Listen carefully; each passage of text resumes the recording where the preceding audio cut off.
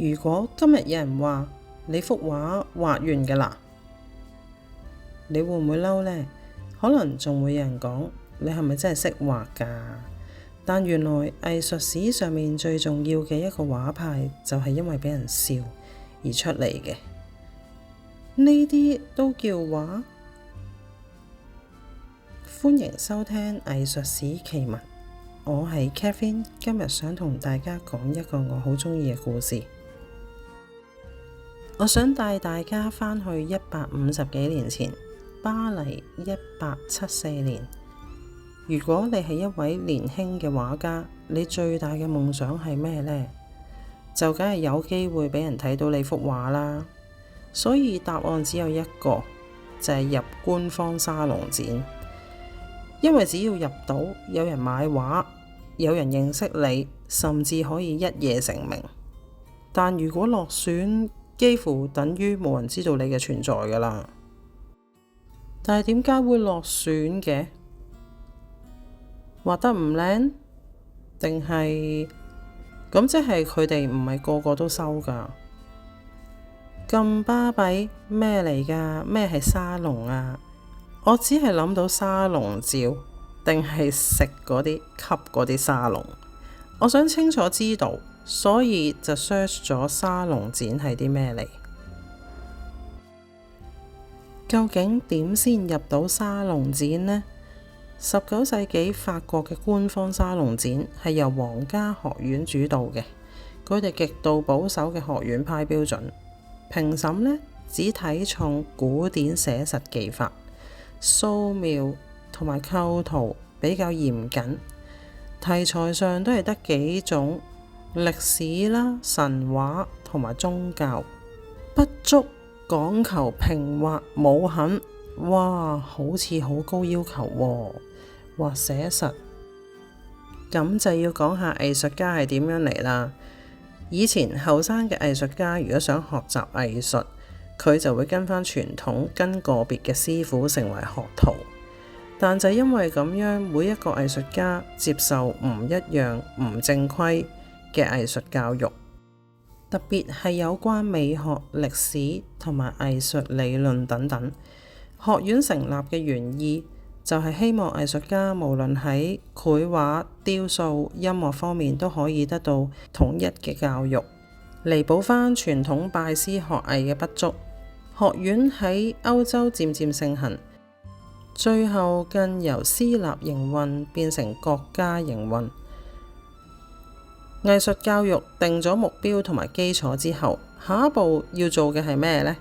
好正啊，我覺得就係為咗畢業生謀出路啦，建立佢哋嘅知名度。自從18世紀開始，學院每年或者隔2年就會舉辦一次沙龍藝術展。一個藝術家之後嘅事業就係睇呢個展啦。成個展覽嘅作品都唔會標價嘅，但係呢就會喺藝術品下面寫返作者嘅聯絡資料。咁公眾呢就可以自己去佢哋嘅工作室啦，揾藝術家。沙龍自然就係成為公眾認識新晉藝術家嘅重要門路。咁俾我係藝術家，我都要參加呢一個沙龍展啦，係咪？咁呢一個時期呢，有一班年輕嘅畫家成日都落選喎。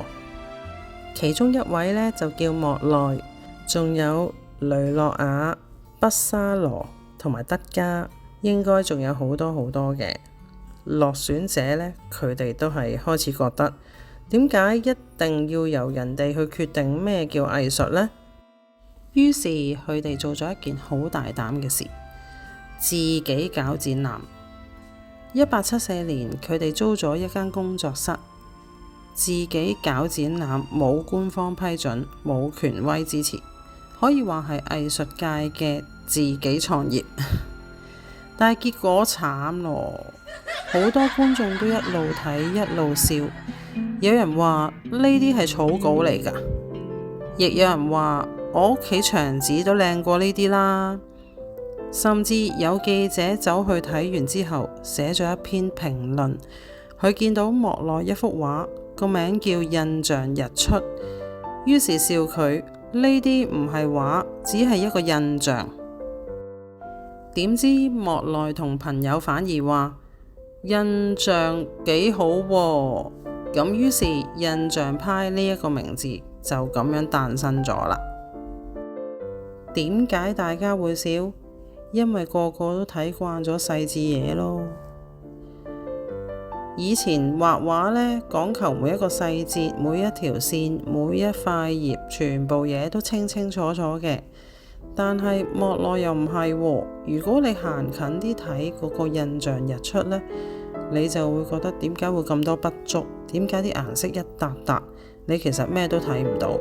但係你行後幾步呢，突然間呢，太陽出來了，水又開始會發光，霧又會慢慢浮現出嚟，活生生咁樣嘅喎。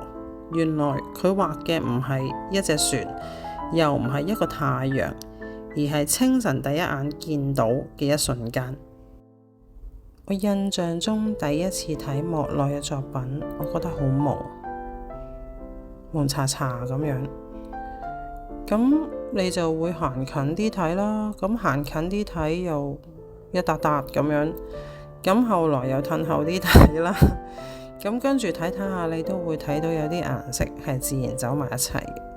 咁嗰陣時都明嘅，原來有時畫畫呢，唔係畫緊嗰件物件嘅，係畫緊個光照射落去嗰件物件嗰度，又或者佢係畫緊空氣同感覺。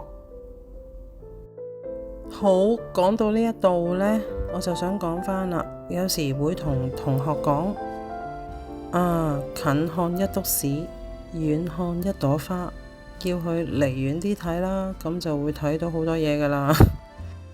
畫寫實當然要睇細節啦，仲要學識點樣觀察添。如果我哋一忽一忽咁樣去畫，畫得好細緻，但係到最後原來拼唔埋嘅，咁幾細緻都冇用啦。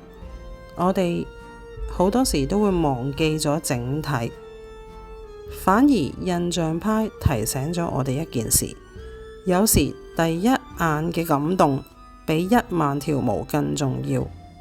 畫畫未必一定要畫到最似，有時畫到當時嗰種感覺就已經好成功噶啦。所以今日如果有人同你講你好似未畫完喎，唔使唔開心，因為150年前莫奈都俾人咁樣笑過，但最後正正就係呢一班人畫得唔似嘅人改變咗個藝術史。如果你喜歡今日嘅故事，下一集我哋繼續一齊嚟打開藝術史。下集講咩呢？我哋會講藝術史最出名嘅偷竊案。一幅畫失蹤咗2年，竟然令佢變成世界第1名畫，到底發生咗咩事？下集見。我係 Catherine，拜拜。